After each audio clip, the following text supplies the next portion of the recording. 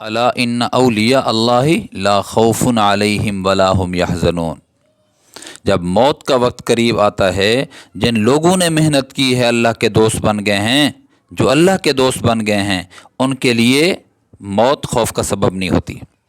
یہ تو ملاقات ہوتی ہے، یہ پلسرات ہے، اس سے گزر کر ہی بندے نے اللہ سے ملاقات کرنی ہے۔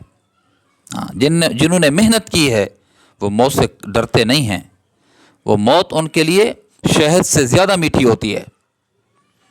حضرت فرید الدین عطار یہ عطروں کا کام کرتے تھے، شیشیوں میں عطریں ڈالتے تھے اور فروخت کرتے تھے۔ دکان پہ بیٹھے ہیں، ایک شخص آ گیا، دیکھنے لگا، شیشیوں کو دیکھتا ہے اور حضرت اس دکاندار کو دیکھتا ہے، فرید الدین کو، پھر شیشیوں کو۔ بندے کو ایسا کوئی کرے نا تو عجیب سا لگتا ہے۔ کہا بڑے میاں کیا کہتے ہو، کیا کر رہے ہو؟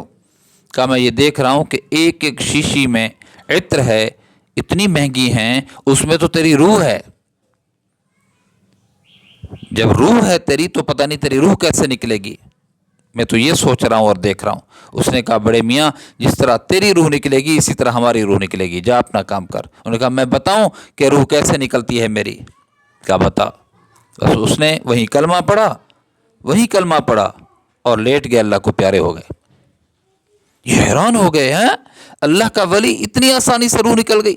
دل پہ چوٹ لگی، جب دل پہ چوٹ لگی تو پھر زندگی دل کی بدل گئی، دل کی دنیا بدل گئی، اندر بدلا۔